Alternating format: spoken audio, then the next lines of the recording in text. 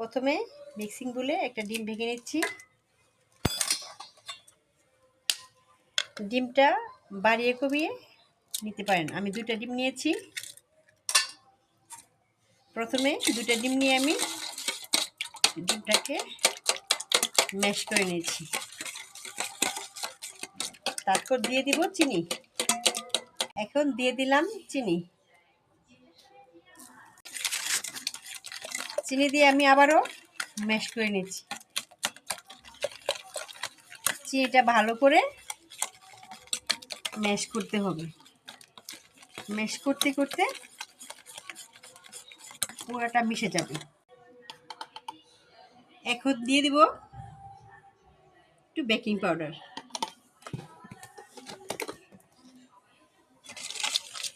Baking পাউডারটা দিয়ে আবারও ম্যাশ করব।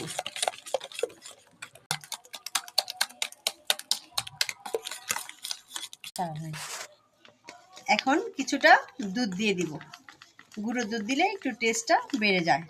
আমি গুঁড়ো দুধটা দিচ্ছি, লিকুইড দিব না। এখন দিয়ে দিচ্ছি একটু লেবু চিপে দিচ্ছি, তাহলে ডিমের গন্ধটা থাকবে না। আমার কাছে ভ্যানিলা এসেন্সটা ছিল না, আমি লেবু দিচ্ছি।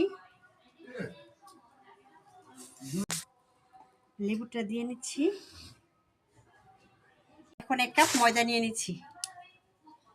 ময়দাটাকে আমি ভালো করে চেড়ে নিচ্ছি, তাহলে কোনো দানা ভাব থাকবে না।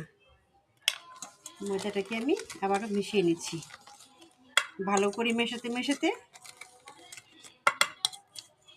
একদম ফুমি হয়ে যাবে। এটা তো দেন। এখন আমি অল্প অল্প করে কোকো পাউডার দিয়ে নিচ্ছি। সবটুকু কোকো পাউডার আমি দিয়ে তারপর আবারও ম্যাশ করে নিচ্ছি। হ্যাঁ, রেডি। এখন আমি রান্নার রেগুলার তেল দিয়ে নিচ্ছি।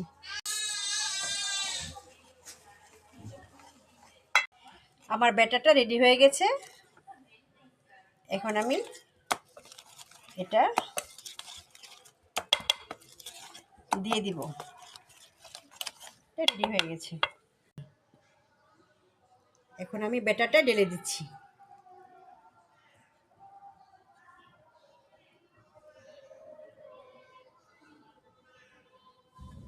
কেকটা হয়ে গেছে।